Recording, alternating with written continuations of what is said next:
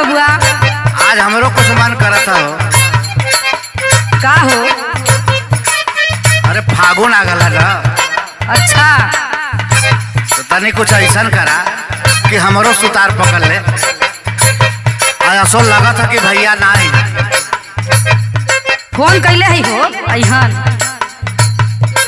सुना, फागुन महीना दुकरात दिनवा कितना रखी हम खोज के।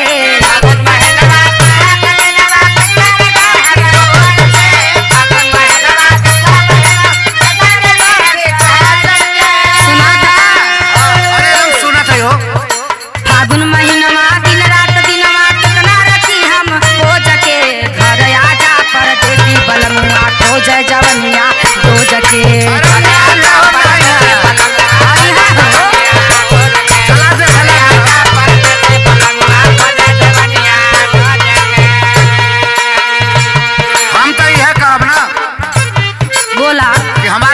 समझ जा, बतावा। अरे थथिया सहेजा चाटा न भेजा। अरे थथिया सहेजा चाटा न भेजा का पई बुधन काट के।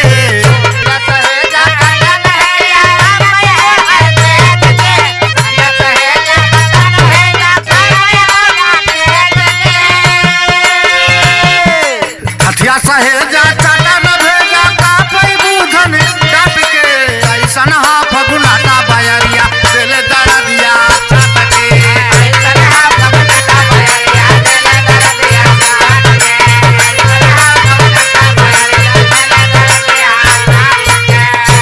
सोना भैया से बात भयल बा।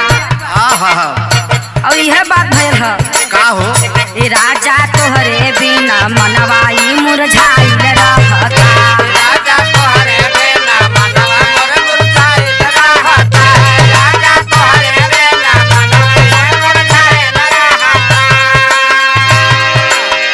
मिले खातिर ही दिलवा भूखाइल रहता।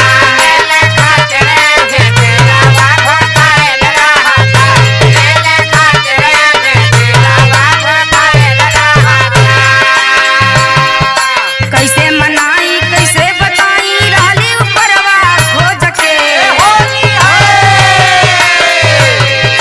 कैसे मनाई कैसे बताई रहली उपरवा खोज के। घर आजा परदेसी बलमुआ खोज जवनिया खोज के।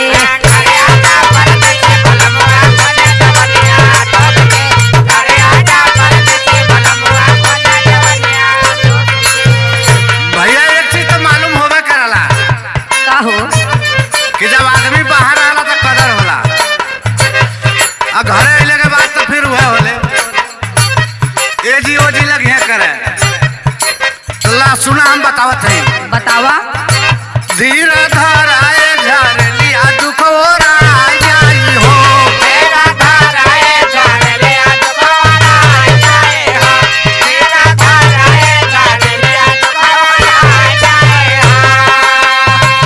आइब घरवा त घाव कुल भराए जाई हो।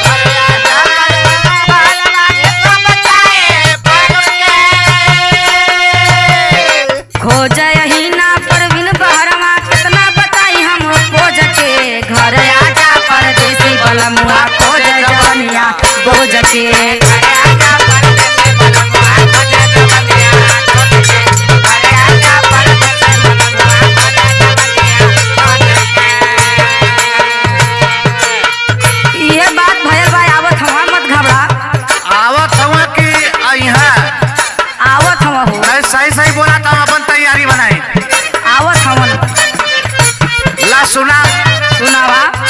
तोहरो बोलिया सुन सुन हमारो बुखार बढ़ता। अरे अरे अरे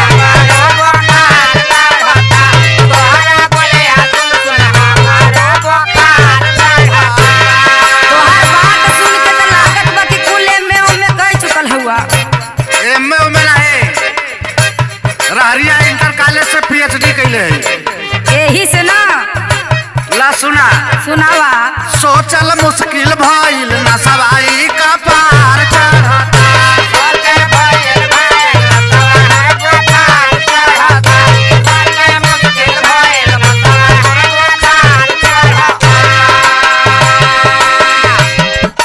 कहला मोहन पर सुआदत तू छोड़ा, कहला मोहन पर सुआदत तू छोड़ा, चापई बाधन चाप के सनहा फगुनटा बयर दिल दरदिया काट के।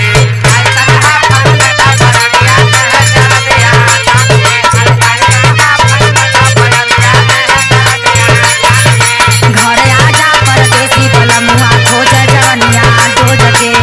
सनहा फगुनटा बयरिया दिल दरदिया काट के। घर आजा परदेसी बलमुआ खोज जवनिया डोज के। सनहा फगुनटा बयरिया दिल दरदिया काट के। घर आजा परदेसी बलमुआ खोज जवनिया डोज के। अच्छा तो ना मन बतला खेल लायावा।